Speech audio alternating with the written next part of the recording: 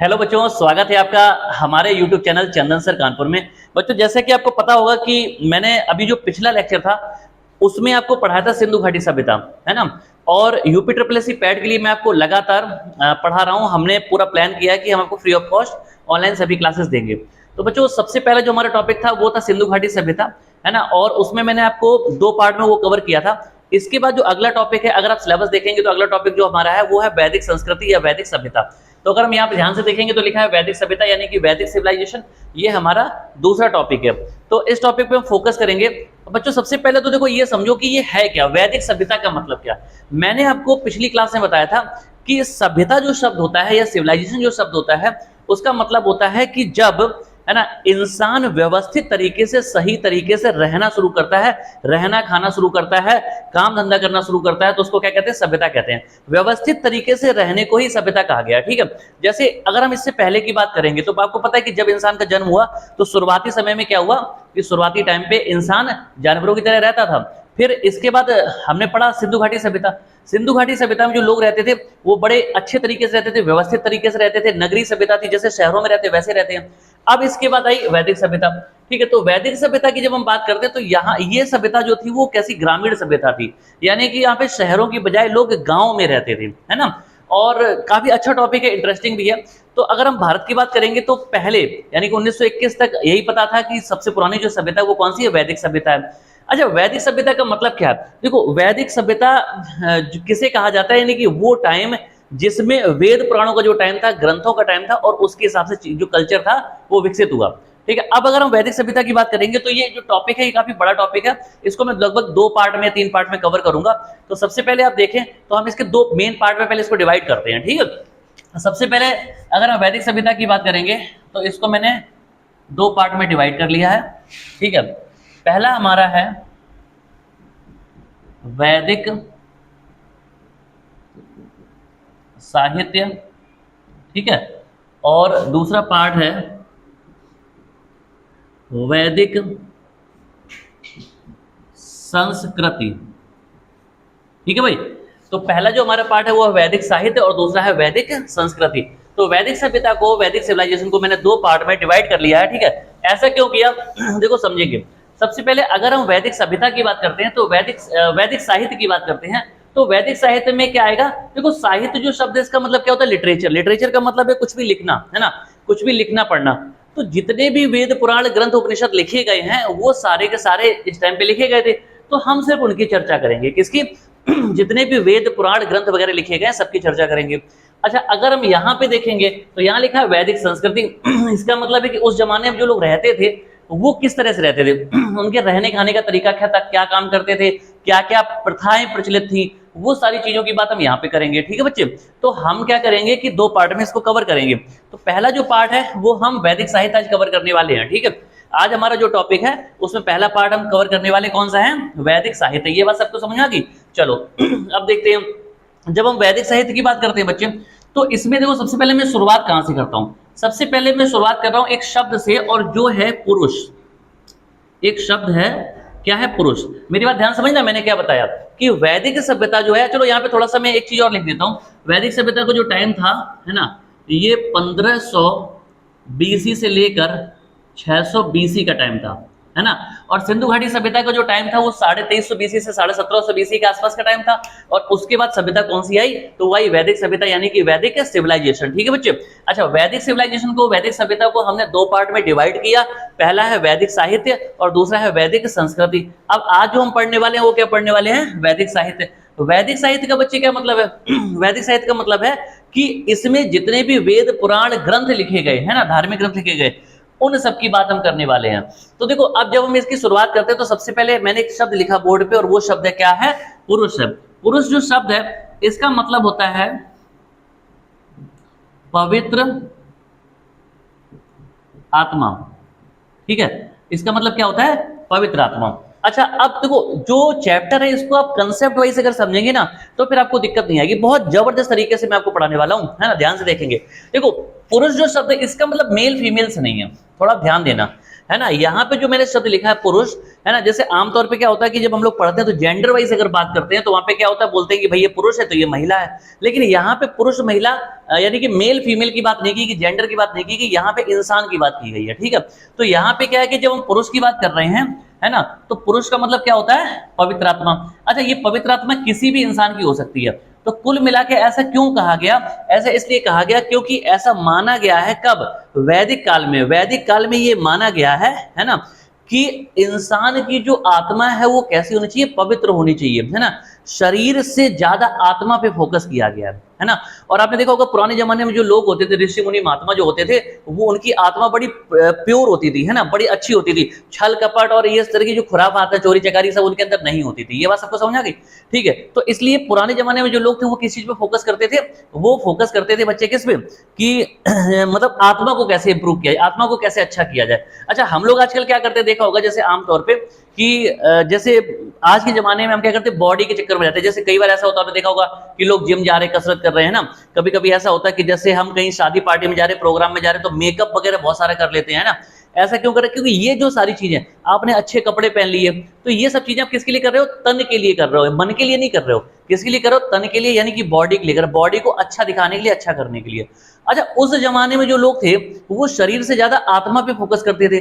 उनका ये मानना था कि हमें आत्मा को अच्छा करना। अच्छा, आज के दौर में तो आत्मा के लिए कोई काम ही नहीं करता है। तो लोग क्या करते थे कि आत्मा को कैसे अच्छा किया जाए, उस पर फोकस करते थे। तो इसीलिए बोला गया है कि शुरुआती जो टाइम था, यानी कि वैदिक काल का जो टाइम था, उसमें जो पुरुष शब्द यूज किया गया वो एक पवित्र आत्मा के लिए किया गया। यानी कि उस जमाने में जितने भी लोग थे, सबका फोकस रहता था कि हम अपनी आत्मा को प्योर, पवित्र, शुद्ध कैसे करें, है ना। एक चूंकि आत्मा क्या है, अजर और अमर है। शरीर तो क्या होता है कि आज हमारा शरीर है, कल नष्ट हो जाएगा, फिर हमें दूसरे शरीर में प्रवेश करना पड़ेगा। इस तरह से हमें अलग अलग जन्म मिलते रहते हैं, लेकिन कहा जाता है कि आत्मा तो सेम रहती है। मेरी बात समझ में आ गई, ठीक है। अब तो इसलिए पवित्र आत्मा जो है, ये मीनिंग किसका है, पुरुष का। इतनी बात सबको समझ आ गई। चलो अब आगे बढ़ते हैं। अब क्या है, इस पुरुष शब्द को समझने के लिए, है ना, पुरुषार्थ की बात कही गई है। बात समझना, या हम ये कह सकते हैं कि जो पुरुष होता है, यानी कि जो इंसान होता है, वो क्या करता है, पुरुषार्थ करता है। पुरुष जो है, इसका मतलब क्या होता है, पवित्र आत्मा। और पुरुष जो है वो करता क्या है, वो पुरुषार्थ करता है। यानी कि पुरुष, यानी कि इंसान का काम क्या है, पुरुषार्थ करना। अब इसका क्या मतलब हो, पुरुषार्थ, देखो, पुरुषार्थ का मतलब है कि इंसान रहते हुए जो अच्छे हम काम करते हैं उसे क्या कहते हैं, हमारा जो कर्तव्य हम कह सकते हैं। इंसान रहते हुए हमारे जो कर्तव्य है उसे हम क्या कहते हैं, पुरुषार्थ कहते हैं। अच्छा, अगर पुरुषार्थ की बात करेंगे तो इसका मतलब क्या होता है, इसका मतलब है धर्म, ठीक है, कौमा, अर्थ, इसके बाद काम, और इसके बाद मोक्ष। अब बात समझना बच्चे, ठीक है। देखो, मैंने आपको क्या बताया, मैंने ये बताया कि पुरुष शब्द यूज किया गया क्या, वैदिक काल में, है ना। और पुरुष शब्द का मतलब होता है पवित्र आत्मा। आत्मा को पवित्र करने के लिए उस समय लोग प्रयत्न करते थे, काम करते थे, है ना। और पुरुष जो होता है, यानी कि जो इंसान होता है ना, उसका कर्तव्य क्या है, उसको क्या करना होता है, पुरुषार्थ करना होता है। और पुरुषार्थ करने से क्या मतलब होता है, पुरुषार्थ का मतलब ये चार चीजें होती हैं। अब इनका क्या मतलब है, देखो, इन चार चीजों का क्या मतलब, धर्म है। ऐसा कहा गया है, वैदिक साहित्य में ऐसा कहा गया है कि अगर वो किसी भी व्यक्ति ने इंसान का जन्म लिया है तो उसे अपने धर्म का पालन करना चाहिए, ठीक है। अच्छा, धर्म से यहाँ पे ये मतलब है कि जैसे इंसान रहते हुए हमारे जो कर्तव्य है, ठीक है, हमारा क्या धर्म है कि हमने इंसान के रूप में जन्म लिया, मानवता की भलाई के लिए काम करें, परिवार का पोषण करें, ये करें, वो करें। इस तरह जो हमारी दिनचर्या में चीजें, कई बार हम देखते हैं, जैसे हमने जन्म लिया तो क्या क्या, माँ बाप की सेवा करनी चाहिए, ये भी हमारे धर्म का पार्ट है, ठीक है। माँ बाप की सेवा करनी चाहिए। अगर हमारे परिवार है तो हम ऐसा नहीं उसको छोड़ के भाग जाएं। हमारा धर्म है, हमारा कर्तव्य क्या, कि परिवार का पालन पोषण करें, है ना।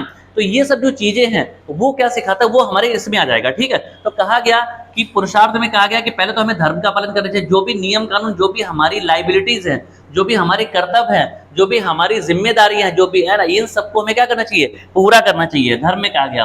अर्थ का मतलब बच्चे यहाँ पे क्या है, पैसे से, ठीक है। यानी कि अगर हमें जीवन यापन करना तो हमें पैसा कमाना पड़ेगा।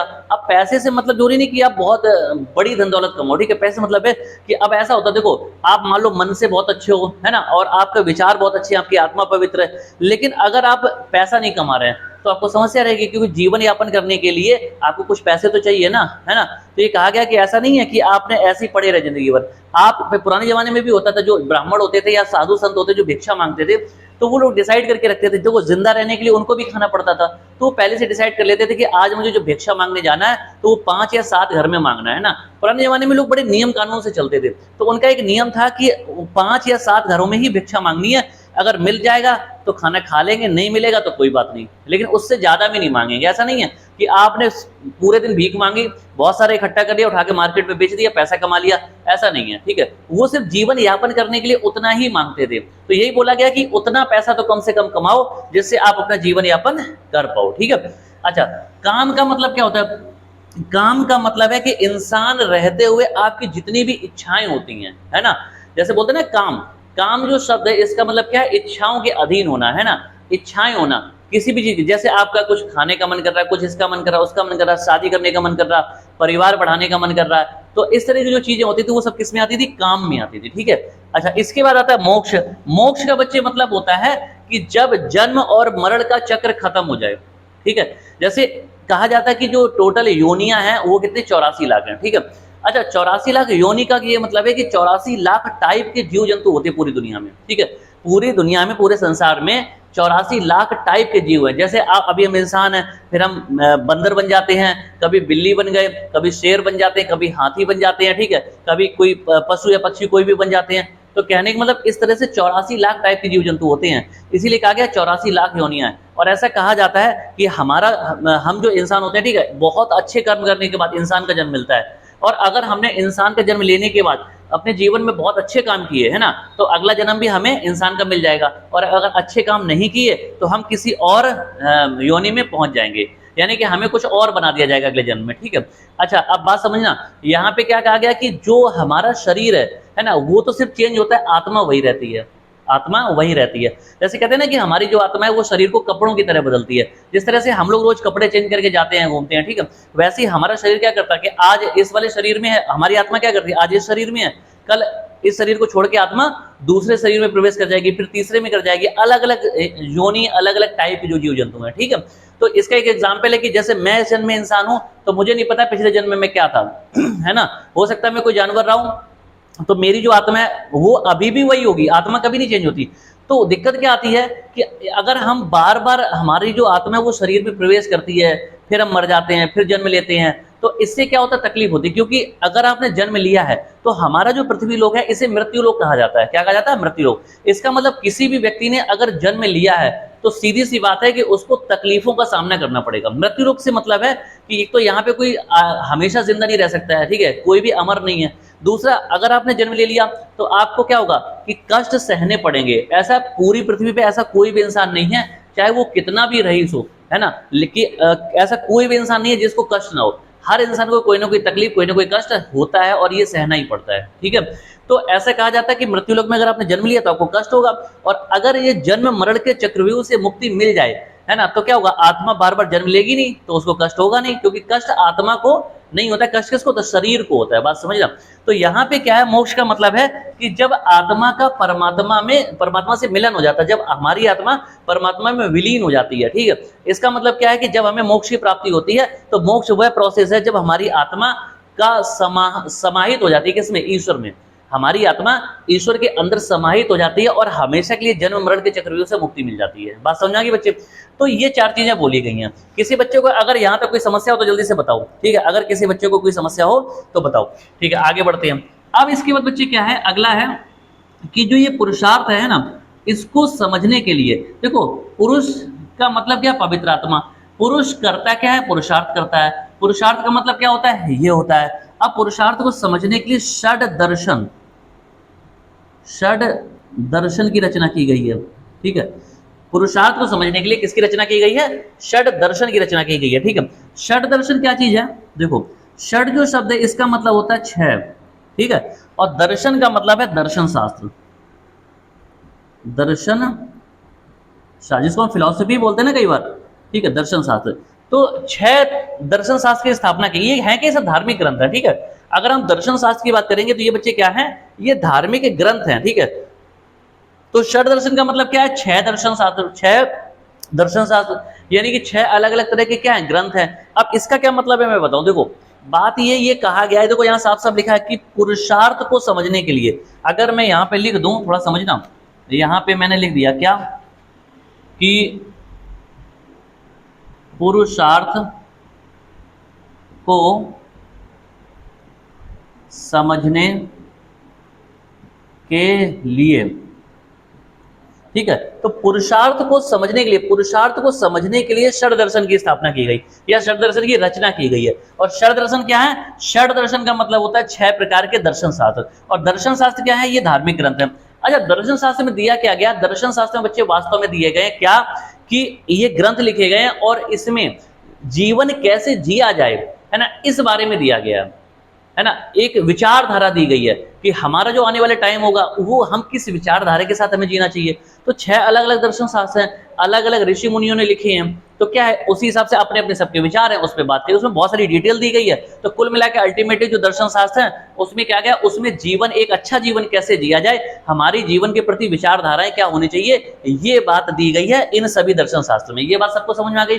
अब दर्शन शास्त्र कौन से हैं ये मैं आपको बताने वाला हूं, इस पे पेपर में क्वेश्चन पूछे जाते हैं। ठीक है बच्चे, चलो अब थोड़ी सी मैं जगह बना लूं, फिर उसके बाद आगे बढ़ते हैं। ठीक है, थोड़ी सी यहाँ पे इसको पहले मैं जगह बना लूं। अच्छा, सबको समझ में आ गया? अगर किसी बच्चे को कोई समस्या हो ना तो देख लेना, बहुत अच्छे से डिटेल से पढ़ा रहा हूँ। और मुझे उम्मीद है कि अगर आपने इतना पढ़ लिया तो पेपर में फिर आपको समस्या नहीं आएगी।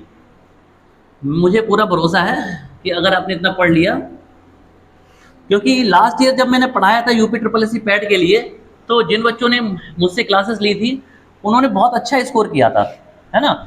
भरोसे के साथ क्लास लेनी पड़ेगी, मतलब जब अगर आप मुझसे पढ़ रहे हो तो आपको ये भरोसा रखना पड़ेगा कि हाँ सर सब बढ़िया है, आप अगर पढ़ाओगे तो ठीक है, भरोसे के साथ हमारा कुछ भला हो जाएगा।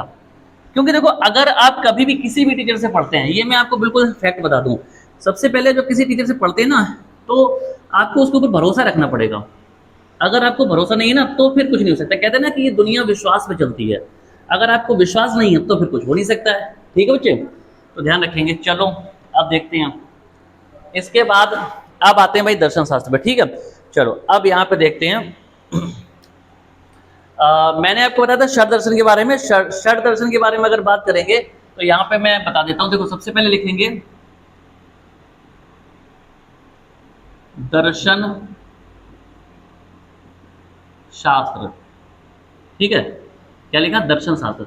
और यहां लिखेंगे प्रवर्तक। प्रवर्तक, ठीक है। मैंने क्या लिखा यार, थोड़ा सा पास में और कर लेता हूं मैं इसको। ठीक है, थोड़ा सा और पास कर लेते हैं। तो यहां पे मैंने लिखा है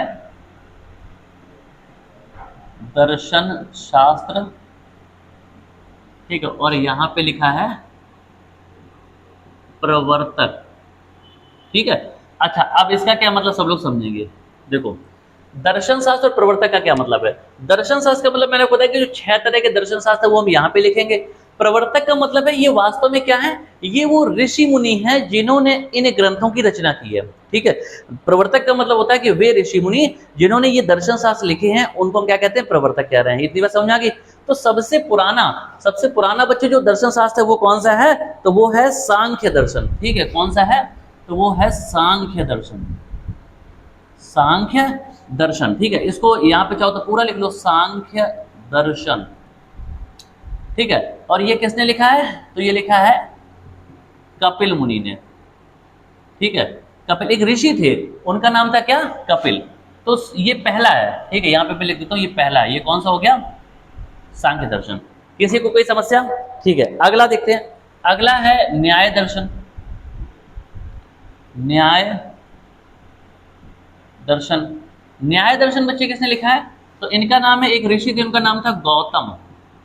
अच्छा, कई जगह आंकड़ों में गौतम जगह गौतमी लिखा होता है, लेकिन बात एक है, कोई दिक्कत वाली बात नहीं है। ठीक है, तो न्याय दर्शन के जो प्रवर्तक थे उनका नाम था महर्षि गौतम। ठीक है, अगला है इसके बाद वैशेषिक दर्शन। ठीक है, वैशेषिक, ठीक है, दर्शन, वैशेषिक दर्शन। अच्छा, वैशेषिक दर्शन की जब हम बात करते हैं तो इनके जो प्रवर्तक थे उनका नाम था महर्षि कणाद। ठीक है, क्या नाम था, महर्षि कणाद। अच्छा, आगे आएंगे तो चौथे की बात कर लेते हैं। टोटल मैंने आपको कितने बताए, 6 बताए थे। ठीक है, चौथे की अगर बात करते हैं तो हमारा जो दर्शन शास्त्र है वो है योग दर्शन।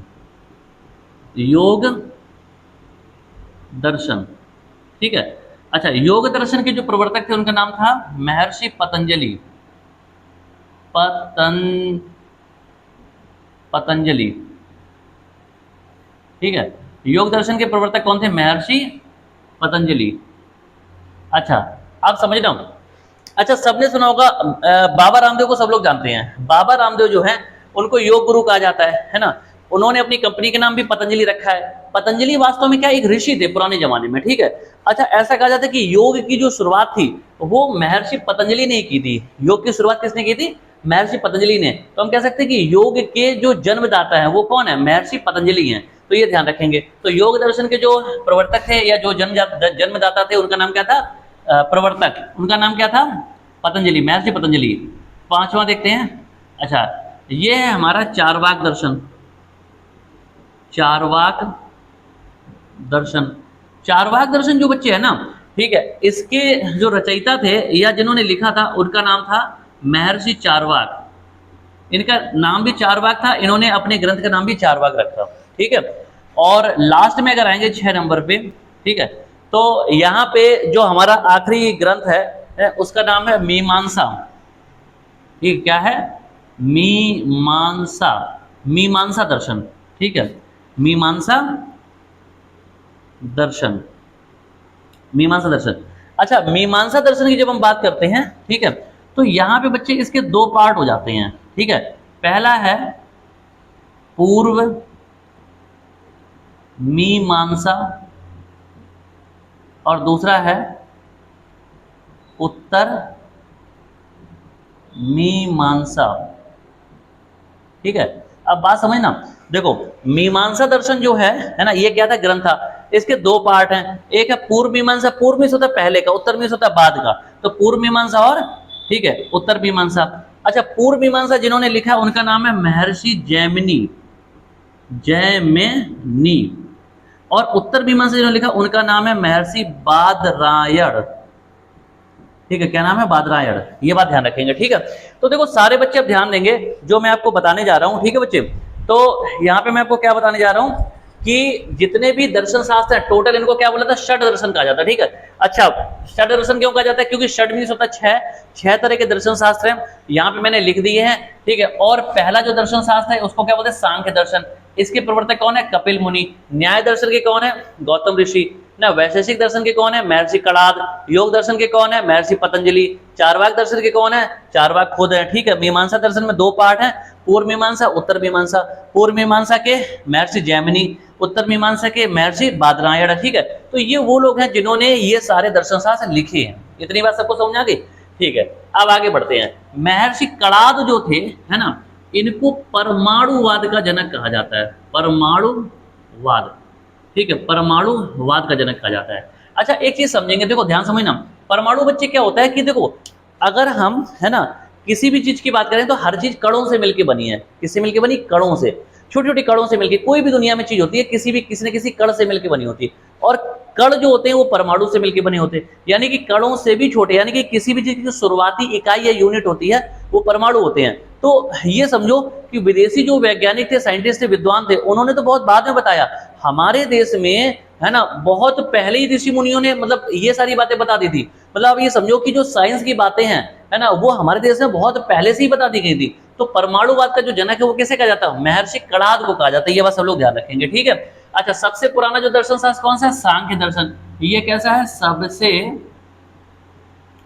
ठीक है, पुराना है, ठीक है। सांख्य दर्शन कैसा है? सबसे पुराना। पेपर में अक्सर ये क्वेश्चन पूछते हैं, ठीक है, पेपर में अक्सर ये क्वेश्चन पूछा जाता है कि सबसे पुराना जो दर्शन शास्त्र, ठीक है, सबसे पुराना जो दर्शन शास्त्र है वो कौन सा है? ये क्वेश्चन पेपर में अक्सर पूछा जाता है। तो इसका करेक्ट आंसर बच्चे क्या होगा? वो होगा सांख्य दर्शन। सांख्य दर्शन सबसे पुराना, ये ध्यान रखेंगे, ठीक है।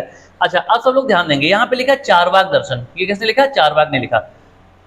चारवाक दर्शन जो है ना, ये सबसे अलग है। यहाँ पे जगह नहीं, इधर आगे लिख देता हूं, ठीक है। ये सबसे अलग है, यानी कि बाकी जितने भी दर्शन शास्त्र उन सबसे अलग है। क्यों अलग है भाई? इसलिए अलग है क्योंकि इसमें कर्म की प्रधानता है, प्रधानता, ठीक है। इसका क्या मतलब हुआ, देखो जितने भी दर्शन शास्त्र हैं इनमें सब में जन्म की प्रधानता है, यानी कि जन्म को क्या किया गया, प्राथमिकता दी गई, जन्म को प्रायोरिटी दी गई है, जन्म को ज्यादा महत्व दिया गया है ना। और चार्वाक दर्शन एक ऐसा दर्शन है, दर्शन शास्त्र है जिसमें कर्म की प्रधानता है, कर्म के बारे में, कर्म क्या होता है, जो भी हम लोग काम करते हैं, ठीक, कर्म की प्रधानता के बारे में बताया गया है। ठीक है, समझ में आ गया बच्चों। ठीक है, तो देखो मैंने आपको ये सारे दर्शन शास्त्र के बारे में बता दिया। अब हम इसके थोड़ा सा और आगे चलते हैं। ठीक है, इसके आगे चलेंगे तो अब हम लोग बात करते हैं किसकी, उपनिषद की बात कर लेते हैं। ठीक है, थोड़ी सी यहाँ पे जगह बनानी पड़ेगी। ठीक है, चलो एक बार मुझे दे दो, थोड़ा सा मैं यहाँ पे इसको साफ कर लेता हूँ। अच्छा, हमारे पास भाई डिजिटल बोर्ड नहीं है ना, इसलिए थोड़ा सा मशक्कत करनी पड़ती है आजकल, क्योंकि कई लोगों के पास बजट होता है तो डिजिटल बोर्ड ले लेते हैं। हमारे पास अभी फिलहाल बजट नहीं है, आगे चल के जब बजट होगा, है ना, आप सभी बच्चों का जब साथ रहेगा ना, तो डिजिटल बोर्ड क्या मैं पता नहीं क्या ले लूंगा, समझ रहे हो, है ना भाई। देखो जिसके साथ आप जैसे प्यारे प्यारे बच्चे जोड़े हो, है ना, तो वो फिर कहाँ पीछे रहने वाला भाई, आप सबका सहयोग रहेगा तो आने वाले टाइम पे डिजिटल बोर्ड की व्यवस्था जरूर की जाएगी। ठीक है, पिछले कुछ दिनों में मैं क्लास नहीं ले पाया था, है ना, मेरी क्लासेस अभी दोबारा से शुरू हुई हैं क्योंकि मेरा एक्सीडेंट हो गया था काफ़ी बुरी तरह से अभी, तो बड़ी मुश्किल से तो मैं ऑफलाइन क्लास ले पा रहा था जैसे तैसे, तो इसी वजह से मेरी ऑनलाइन जो क्लासेस थी नहीं आ पाई काफ़ी दिनों से। एक्सीडेंट में काफ़ी चोट लग गई थी पैर में, लेकिन अभी फ़िलहाल काफ़ी हद तक ठीक है, जिसकी वजह से मैं दोबारा से आपके सामने आ गया हूँ, आपकी सेवा में हाजिर हो गया हूँ। ठीक बच्चों, और आप जैसे बच्चों का काफ़ी प्यार रहा, जिसकी वजह से, दुआओं की वजह से काफ़ी जल्दी रिकवर किया मैंने। ठीक है, चलो अब आगे बढ़ते हैं। अब बच्चे उपनिषद की बात करते हैं। ठीक है, देखो हमने देखो क्या क्या पढ़ा अभी, मैंने देखो हमारा जो टॉपिक है वो क्या है, वैदिक साहित्य, और वैदिक साहित्य का मतलब होता है, साहित्य का मतलब क्या होता है, लिटरेचर। बात समझ आ रही है, जो साहित्य है उसका मतलब क्या होता है, लिटरेचर, यानी कि कुछ भी लिखा पढ़ी, है ना, ग्रंथ वगैरह, ये इसका मतलब है। अब बात समझना मेरी, ठीक है, वैदिक साहित्य की हम बात कर रहे हैं, तो वैदिक साहित्य में पढ़ना क्या, ग्रंथों के बारे में। तो हमने एक टाइप के ग्रंथ पढ़ लिए, कौन से, दर्शन शास्त्र को पढ़ लिया, समझ लिया कि है क्या। ठीक है, अब हम आते दूसरे पे, उपनिषद पे। ठीक है, यहाँ पे मैंने लिख दिया उपनिषद। ठीक है, अब ये उपनिषद क्या होता है, क्वेश्चन ये है कि उपनिषद होता क्या है। ठीक है, अच्छा, उपनिषद का जो मीनिंग है मैं आपको बता दूं, देखो गुरु के पास बैठकर निष्ठापूर्वक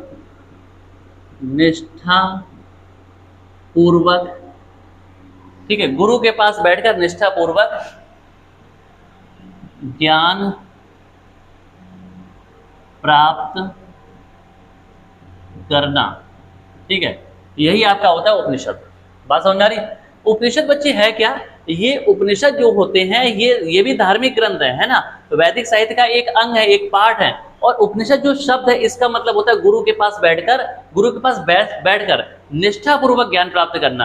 अच्छा, निष्ठापूर्वक मतलब क्या होता है, लगन से, मन से, है ना। अच्छा, अब क्या होता है मैं आपको बताऊं, देखो अब तो आज के जमाने में क्या होता है कि भैया गुरुजी ने बैठा लिया, गुरुजी ने कहा कि भाई आओ बैठो मेरे साथ आधे घंटे 1 घंटे, तो बड़ा समस्या हो जाती है भाई, उबन हो जाती है, कहते हैं यार कहाँ फंस गए चक्कर में, है ना, ये गुरुजी भी पता नहीं कहाँ आज ही मिलना था इनको, है ना, बैठा लिया, मेरा टाइम खराब कर दिया, 1 घंटा खराब कर दिया। इतनी देर में तो मैं सोशल मीडिया पे 4 पोस्ट कर देता, फेसबुक चला लेता, व्हाट्सएप यूज कर लेता, है ना, अपने दोस्तों से चैट कर लेता, गुरुजी ने आज 1 घंटा खराब कर दिया। बात समझना, तो थोड़ा सा कभी कभी हो जाता है आज, है ना। लेकिन पुराने जमाने जो हम बात करते हैं, उस जमाने में क्या होता था कि जो गुरु होते थे, है ना, वो कई बार उनके पास समय नहीं होता था, है ना, क्योंकि वो अपने पठन पाठन में व्यस्त होते थे। तो जो छात्र होते थे, है ना, वो पहले तो गुरुकुल में जाके पढ़ते थे, क्योंकि आज की तरह तो माहौल था नहीं कि भाई गए और कोचिंग गए, आप अपने पढ़ के 2 घंटे चले आए। पहले क्या होता था कि जिनको पढ़ना होता था वो स्पेशली गुरुकुल में जब भेजे जाते थे, और वो हॉस्टल फैसिलिटी होती थी, वहीं रहते थे, वहीं खाते थे, गुरु की सेवा करते थे, वहीं पढ़ते थे। ठीक है, तो छात्र इस चीज को तरसते थे कि गुरु के पास थोड़ी देर बैठने को मिल जाए। मेरी बात समझना, क्यों, क्योंकि गुरु का मतलब ही है ज्ञान का भंडार। बात समझना, दुनिया में एक चीज बच्चे मैं बिल्कुल क्लियर बता दूं, देखो हर व्यक्ति का नेचर अलग हो सकता है, ये एक अलग बात है, लेकिन गुरु देखो जो होता है ना, गुरु का मतलब ही है कि अगर आप किसी भी दुनिया के गुरु के पास बैठ गए, किसी भी टीचर के पास बैठ गए, तो वो ज्ञान का भंडार है। आप बैठोगे, आपको पक्का अच्छा कुछ ना कुछ अच्छा सीखने को मिलेगा। तो उस जमाने में क्या होता था कि छात्रों को ये पता था कि अगर हमें थोड़ा सा भी मौका मिल जाता है है ना, गुरु के पास बैठने का, तो क्या होगा कि मेरा जीवन संवर जाएगा, क्योंकि मुझे इतना कुछ सीखने को मिल जाएगा। भाई ज्ञान के भंडार के सामने आप बैठ जाओगे तो आप जहां जितना ज्ञान बटोर लो। तो यही इस चीज की वैल्यू को समझना। तो यही बोला गया कि गुरु के पास जब छात्र बैठते थे, है ना, तो वो क्या करते थे, ज्ञान की प्राप्ति करते थे, है ना, और उसके बेस पे जो ग्रंथ लिखे गए, तैयार किए गए, उन्हीं को उपनिषद कहा गया है। क्या कहा गया? उपनिषद। ये बात सबको समझ में आ गई? अब देखो इसके बाद, अच्छा अगर आपको क्लासेस सही लग रही हैं, और मैं पूरी कोशिश कर रहा हूँ कि जो यूपी ट्रिपल एस सी पैड का पेपर होगा, लगभग 18 सितंबर के आसपास की डेट थी पहले, अभी देखते हैं अगर कुछ बदलाव नहीं होते हैं तो तब तक मैं आपका जो पूरा सिलेबस है कंप्लीट करा दूं। बहुत अच्छे से पढ़ाने की पूरी कोशिश कर रहा हूँ बच्चे, ठीक है, बिना भी 1 रुपए लिए, फ्री ऑफ कॉस्ट आपको पूरी ऑनलाइन क्लासेस दी जा रही हैं, ठीक है। बस आप लोगों से थोड़ा सपोर्ट चाहिए कि अगर आपको क्लासेस अच्छी लग रही है, मेरी मेहनत अच्छी लग रही है, तो चैनल को थोड़ा सा प्रमोट करने की कोशिश करें, है ना। आप लोगों से बस इतना चाहिए, इतना फ्री वाला सहयोग चाहिए कि आप हर क्लास को लाइक कर दिया करें। एक बार लाइक करने में कुछ नहीं जाता बच्चे, ठीक है। अच्छा इसके बाद इसको थोड़ा शेयर कर दो, जैसे आपके जो भी जानने वाले दोस्त हैं। आप कई बार ऐसा होता है, एक बार आपने शेयर किया, लोगों ने नहीं सब्सक्राइब किया, तो आप बार बार उसको शेयर कर दो, है ना। हर क्लास को शेयर कर दिया करो एक बार, तो लोग शेयर सब्सक्राइब कर सकते हैं, ठीक है। चैनल को सब बोल के आप सब्सक्राइब करा दो। अगर आप में से हर बच्चा 5 से 10 लोगों को सब्सक्राइब करा देता है ना, तो बस इतना ही चाहिए, हमारे लिए बहुत हो जाएगा, ठीक है बच्चे। तो बस इतना सहयोग चाहिए, ठीक है। आप ध्यान समझना। तो उपनिषद की जब बात करते हैं, टोटल उपनिषद बच्चे कितने लिखे गए, ठीक है। तो उपनिषदों की जो संख्या है, ठीक है, यहाँ पे मैं लिख देता हूँ कुल संख्या, है ना, या कुल उपनिषद कितने हैं, तो इनकी संख्या है बच्चे 108। अच्छा अगर हम सनातन धर्म यानी कि हिंदू धर्म में बात करेंगे, तो 108 का बड़ा, मैं तो देखा होगा लोग परिक्रमा वगैरह लगाते भी 108, है ना, तो 108 का अंक बड़ा अच्छा माना जाता है, वो इसीलिए माना जाता है। तो उपनिषदों की संख्या कितनी है? 108 है, ठीक है। अच्छा इसमें से प्रमाणिक उपनिषद कितनी है? प्रमाणिक का मतलब बच्चे होता है प्रूव्ड, ठीक है, तो वो है 13। अच्छा अब ये प्रमाणिक का क्या मतलब, बात समझना हूँ।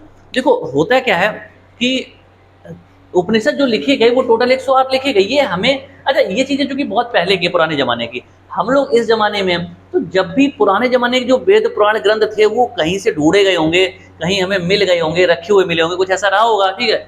तो कुल मिला के जब हमें जो प्रमाण मिले, है ना, उसमें हमें इतना तो पता चल गया कि कितने हैं, टोटल 108 लिखे गए। हमें कहीं पे भाई ऐसा होता ना कि जितनी भी चीजें मैं आपको बता रहा हूँ, इन सबके लिखित स्रोत मिले हैं, बात समझ ना, साहित्यिक स्रोत मिले हैं। इसका क्या मतलब है कि ये ऐसा अनुमानित नहीं है कि हाँ इतने रहे होंगे, या उपनिषद नाम की कोई चीज हुआ करती होगी, या ऐसा रहा होगा, ऐसा नहीं है। ये वास्तव में थे, क्यों? क्योंकि इनके हमें रिटन प्रूफ मिले हैं, लिखित में प्रमाण मिले हैं। इसलिए ये कोई ऐसे मनगढ़ंत बातें नहीं, काल्पनिक बातें नहीं है, ठीक है। ये हमें लिखित में मिले, लिखित प्रमाण। जैसे हड़प्पा सभ्यता में भी प्रमाण मिले हैं, लेकिन वहां पे चूंकि हमने उनकी लैंग्वेज को पढ़ नहीं पाया, तो इसलिए हमें क्लियरली नहीं पता। वहां पे बहुत सारी चीजें अनुमान के हिसाब से मानी गई हैं। लेकिन जब हम वैदिक साहित्य की बात करते हैं, तो यहाँ पे जो लैंग्वेज लिखी गई, अच्छा ज्यादातर वैदिक साहित्य में जो लैंग्वेज यूज की गई वो संस्कृत की गई है, और आप लोग जानते हैं कि संस्कृत ऐसी लैंग्वेज है जिसको पढ़ा जा सकता है, इतनी समस्याएं नहीं है। तो इसलिए ये सारे प्रूफ कैसे हैं? एक्चुअल प्रूफ है, वास्तव में है कि हाँ ऐसी चीजें होती थी या हुई हैं, ठीक है। तो हमें कहीं से पता चला, लिखित में हमें कहीं मिला कि टोटल जो उपनिषद लिखे गए वो कितने लिखे गए? 108 लिखे गए हैं, ठीक है। और उनमें से प्रमाणिक कितने? 13। इसका क्या मतलब है कि लिखे तो 108 गए हैं, लेकिन हमें 13 ऐसे उपनिषद थे जिनके प्रमाण मिल गए हैं, ठीक है। अच्छा बाकी के मिले नहीं, हो सकता है कोई दब गए हो, किताबें, भाई किताबें ग्रंथ है ना, कि दब गए हो, सड़ गए हो, गल गए हो, हमें उनके प्रमाण नहीं मिल पाए, प्रूफ नहीं मिल पाए, यहाँ कहीं चले गए हो, खराब हो गए हो, इधर उधर हो गए हो। तो 13 ऐसे उपनिषद है जिनके हमें प्रमाण मिले, जिसकी वजह से हमने कहा कि भाई प्रमाणिक कितने हैं? 13। जैसे पेपर क्वेश्चन आता है कि उपनिषदों की संख्या कितनी है, तो 108 होगी, प्रमाणिक कितने हैं? 13 होगी। ये बात सबको समझ आ गई? ठीक है, तो ये चीज सब ध्यान रखें। अच्छा एक घूंट पानी पी लो, उसके बाद आगे का बताता हूँ, ठीक है बच्चे, एक मिनट देना मुझे।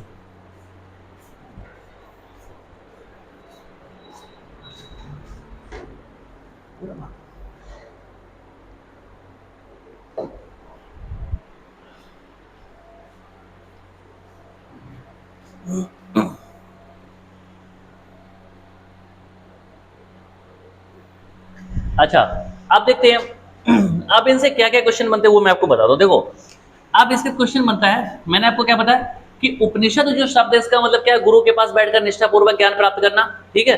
कुल उपनिषद कितने? 108 है। प्रमाणिक कितने हैं? 13 है। आगे बढ़ते हैं।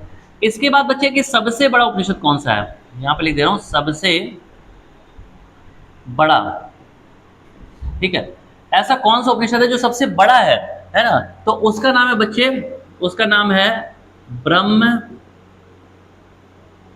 ब्रह्मदारण्यक, है ना। एक उपनिषद है जिसका नाम क्या है? ब्रह्मदारण्यक। तो ब्रह्मदारण्यक जो उपनिषद है ये सबसे बड़ा है, ठीक है, किसी बच्चों को कोई समस्या हो तो बताओ। बृहदारण्यक जो है वो कैसा है, सबसे बड़ा है। अच्छा, अब चूंकि सबसे बड़ा है तो पेपर में ये भी पूछते थे सबसे छोटा कौन सा है, ठीक है, तो सबसे छोटा उपनिषद, सबसे छोटा उपनिषद है बच्चों, उसका नाम है मांडूक्य।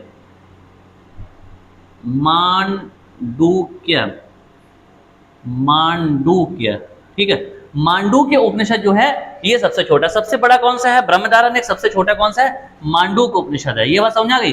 अच्छा, इसके बाद एक है कि यम, यम कौन है, यमराज, यम व नचिकेता, यम व नचिकेता के बीच संवाद, ठीक है। संवाद क्या होता है, बातचीत है ना। यम व नचिकेता के बीच जो संवाद हुआ, आपस में दोनों की जो बातचीत हुई, कन्वर्सेशन हुआ, वो किस उपनिषद में दिया गया है, तो उसका बच्चे आंसर होगा कठ उपनिषद, है ना। कठ उपनिषद में ये बताया गया है कि इन दोनों के बीच क्या बातचीत हुई है, ठीक है। कौन सा है कौन सा है, कठ उपनिषद। ये बात सबको समझ आ गई। चलो आगे बताऊं। अच्छा, इसके बाद बच्चे अगला है, अगला मैं आपको बता देता हूं, और वो है आपका कठ उपनिषद हो गया। इसके बाद है कि जो आपने सुना होगा कि सत्यमेव जयते, है ना, सत्यमेव जयते सबने सुना ही है। तो सत्यमेव जयते कहां से लिया गया, सत्यमेव जयते यानी कि सत्य की विजय हो, सत्यमेव जयते, है ना। और आप देखते हो कि जो राष्ट्रीय चिन्ह है, भारतीय राष्ट्रीय चिन्ह है, या हम रुपए वगैरह देखते हैं तो उस पर ये लिखा रहता है सत्यमेव जयते, सत्य की जय हो, विजय हो, ठीक है। तो ये कहां से लिया गया, तो देखो एक चीज बताऊं, अब आप समझो कि हमने सत्यमेव जयते मतलब बहुत बार पढ़ा होगा, बचपन से बहुत बार पढ़ा, बहुत बार देखा, लेकिन हमें ये नहीं पता था वास्तव में ये लिया कहां से गया। तो ये बच्चे कहां से लिया गया, तो वो भी एक उपनिषद से लिया गया, और इस उपनिषद का नाम है मुंडक, ठीक है। कौन सा है, मुंडक, मुंडक उपनिषद, ठीक है। मुंडक उपनिषद से लिया गया, किससे लिया गया, मुंडक। अच्छा, मुंडक उपनिषद को कई बार जोड़ के मुंडकोपनिषद कह देते हैं, ठीक है, क्या कह देते हैं, मुंडकोपनिषद। ये बात सबको समझ आ गई। चलो आगे बढ़े, ठीक है। अगला बच्चे है, ये हमने पढ़ लिया, तो ये सब क्वेश्चन पेपर में पूछे जाते हैं। इसके बाद बच्चे एक उपनिषद पेपर क्वेश्चन पूछा जाता है कि आश्रम व्यवस्था का वर्णन किस में किया गया है। तो एक उपनिषद इसको बोलते हैं जाबालो उपनिषद, जाबालो, ठीक है, जाबालो उपनिषद, उपनिषद, ठीक है। जाबालो उपनिषद में क्या बताया गया है, मैंने देखो क्या बताया था आपको, अभी मैंने बताया टोटल उपनिषद कितने हैं, 108 है, 108 में प्रमाणिक कितने, 13 है। अब जो ये 13 है ना, उसमें से जो प्रमुख है वो मैं आपको यहाँ पे बता रहा हूँ। सबसे बड़ा कौन सा है, बृहदारण्यक है। सबसे छोटा उपनिषद कौन सा है, मांडूक्य उपनिषद है। यम और नचिकेता के बीच जो संवाद हुआ वो किस उपनिषद में हुआ है, तो वो हुआ है कठ उपनिषद में। बात समझा कि इसमें कठ उपनिषद में। अच्छा, सत्यमेव जयते कहां से लिया गया, मुंडक उपनिषद में, जिसको मुंडकोपनिषद कह देते हैं। अच्छा, अब जाबालो उपनिषद क्या है, जाबालो नाम हो गया, तो जाबालो उपनिषद में क्या है, इसमें आश्रम व्यवस्था की बात कही गई है, आश्रम व्यवस्था की बात कही गई है, आश्रम व्यवस्था। बात समझा रही।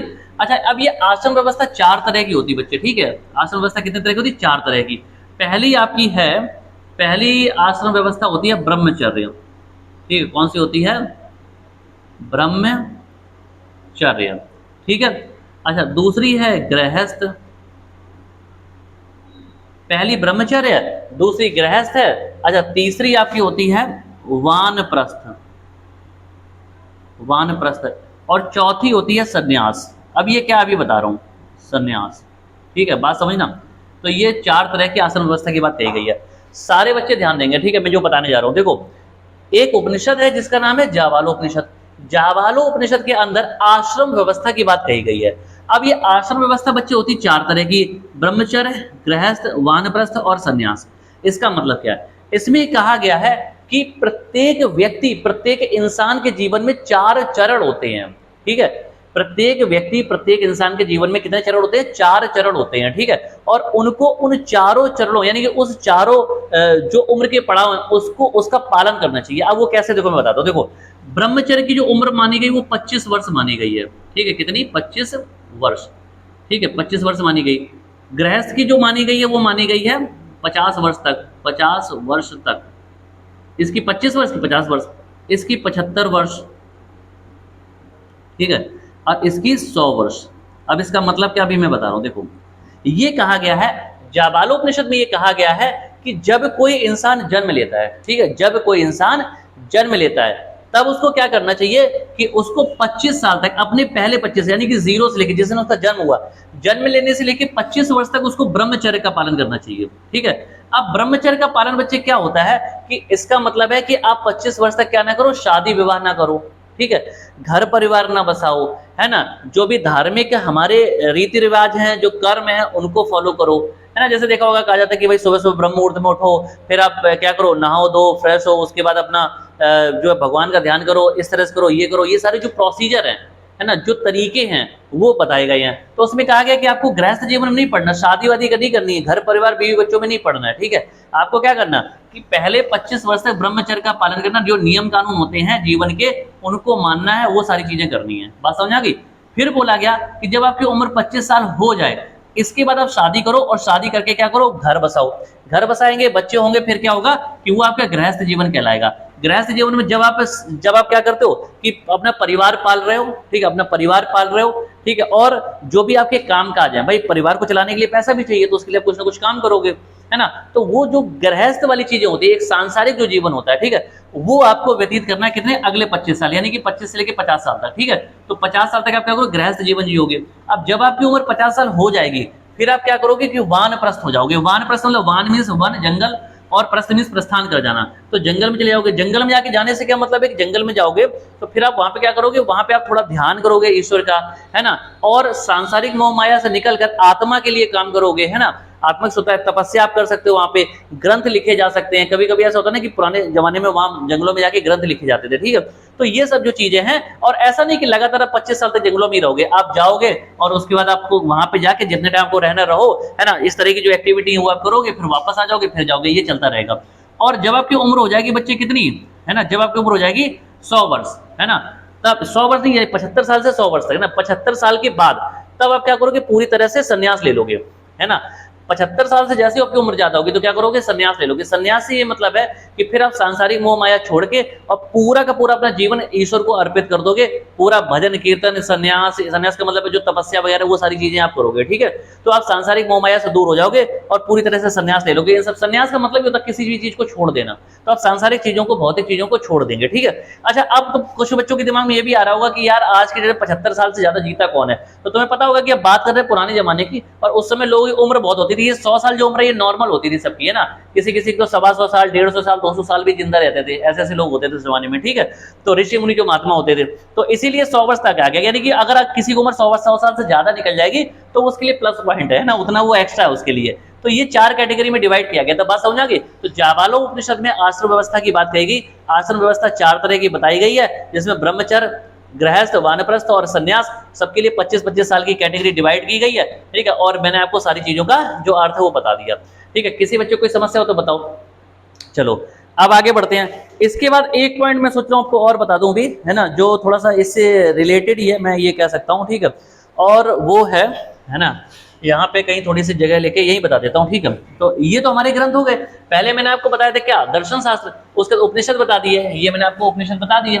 इसके बाद एक और है जिनको हम बोलते हैं अरण्यक। आरण्यक, आरण्यक क्या है, ये भी धार्मिक ग्रंथ है और इनकी संख्या बच्चे 7 है। ठीक है। आरण्यक जो है इनकी संख्या कितनी है, 7 है। ये भी धार्मिक ग्रंथ है। ये कौन से होते हैं, तो यहां पे लिख देता हूं, जंगल में जाकर लिखे गए ग्रंथ। ठीक है। जंगल में जाकर लिखे गए ग्रंथ, उनको अरण्यक कहा जाता है। इसका मैं मतलब बताता हूं। देखो सब लोग, सभी बच्चे ध्यान से देखेंगे। बच्चे बात क्या है ना, कि जैसे अगर मैं आपको बताऊं कि पुराने जमाने में क्या होता था कि जो लोग होते थे ना, है ना, वो साधु संत टाइप के या ऋषि मुनि महात्मा, तो देखो जिस व्यक्ति को जो ज्ञान है, जिसका जो काम है, वो इंसान वो करेगा। आज की डेट में क्या होता है कि इंसान, जमाना इतना बदल गया ना कि पूरी जिंदगी दौड़ते भागते निकल जाती है। पुराने जमाने में ऐसा होता नहीं था।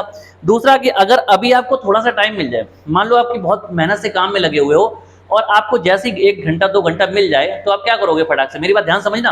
आप पूरे दिन आप काम में लगे रहते हो, आप काम करना आपकी मजबूरी है या घर वालों ने जबरदस्ती आपसे काम कराया। आपको पूरे 24 घंटे में से जैसे ही 1 घंटे का टाइम मिलेगा, तो पहला आपका काम क्या होगा, फटाक से मोबाइल फोन निकाल लेना। ठीक है। मोबाइल फोन आपको यूज करने का टाइम ही नहीं मिला पूरे 24 घंटे। तो जैसे ही आपको 1 घंटे टाइम मिलेगा, फटाक से मोबाइल फोन निकालोगे, उस पर देखोगे दुनिया में क्या चल रहा है, फेसबुक पे क्या चल रहा है, इंस्टाग्राम पे क्या चल रहा है, व्हाट्सएप पे क्या चल रहा है, किसी को मैसेज भेज दिया, कि कोई चैट कर ली, कोई बातचीत कर ली, पहला हमारा ये काम होगा। या फिर इसके अलावा दूसरा हो सकता है कि आपको जब भी थोड़ा सा मौका मिलता है, आप दोस्तों के साथ निकल जाते हो, घूमने फिरने निकल जाते हो, है ना, बाइक लेके, स्कूटी लेके, कार लेके निकल गए। तो ये हम यही तो करते हैं। पुराने जमाने में क्या होता था, ठीक है, पुराने जमाने में क्या होता था कि जब जो ऋषि महात्मा होते थे तो वो अपना सांसारिक जीवन जीते थे, लेकिन जब उनको टाइम मिलता था तो वो जंगलों में निकल जाते थे फुर्सत में। क्योंकि अगर घर पे रहेंगे तो क्या है, डिस्टर्बेंस रहेगा थोड़ा बहुत, आप जानते हो, ठीक है भाई। घर पे क्या होता है जानते हो, आज तक किसी भी पुरुष से पूछ लेना कि घर पे रहेगा तो कभी सुकून में नहीं रह पाता, डिस्टर्बेंस तो होता ही है भाई, बीबी अभी होती थोड़ा सा, जानते हो तुम, है ना, वो तो ये सब पर्सनल बात है, समझ लेना थोड़ा, ठीक है। तो ये समझ गए। तो ऋषि मुनि सोचते थे यार घर पे रहेंगे तो समस्या रहेगी, तो क्या करें, जंगल में निकल जाओ। जंगल में चले गए। अब जंगल में जाके, अच्छा उनके पास उस समय मोबाइल फोन तो था नहीं, तो वो करें क्या बेचारे, तो और उनको ज्ञान तो बहुत था, तो वो लोग क्या करते थे कि जंगल में जाके किताबें लिखते थे, ग्रंथ लिखते थे, है ना, वही ग्रंथ है जो आजकल हम पढ़ते हैं, है ना। तो उन ग्रंथों को क्या कहा जाता था, अरण्य कहा गया, ठीक है। वे ग्रंथ जो जंगल में जाकर लिखे गए, बड़े बड़े ग्रंथ, उनको अरण्य कहा गया, और उनकी संख्या कितनी है, 7 है। ये बात समझ गए। तो ये जो बच्चे मैंने आपको बताया, हालांकि ये जो मैं आपको वैदिक साहित्य पढ़ा रहा हूँ, ये थोड़ा सा बड़ा है और डिटेल से पढ़ा रहा हूँ, इसलिए तो इसमें भी और भी पार्ट बचा है, लेकिन आज की क्लास में अगर मैं कवर करूंगा तो ये क्लास बहुत लंबी हो जाएगी, तो मैं इसको 2 पार्ट में कवर करूंगा, ठीक है बच्चे। तो आज की क्लास में हम इतना ही रखते हैं, और इसका जो बचा हुआ पार्ट है वो मैं सेकंड पार्ट में इसको पढ़ा के आपको पढ़ाऊंगा, दूसरे पार्ट में कवर कर लूंगा। तो वैदिक साहित्य हमारा पूरा हो जाएगा, उसका हम पढ़ेंगे वैदिक संस्कृति, ठीक है बच्चे। तो आज के लिए इतना ही रखते हैं, और अगर क्लास अच्छी लगी हो तो बस लाइक, शेयर और सब्सक्राइब कर देना, और बने रहिए हमारे साथ एक से एक बेहतरीन क्लासेस के लिए। यूपी SSC पैट के लिए मैं आपको पूरा का पूरा सिलेबस पढ़ाऊंगा जबरदस्त तरीके से, ठीक है बच्चे। तो मिलते जल्दी अगली क्लास में, तब तक के लिए नमस्कार, जय हिंद बच्चों।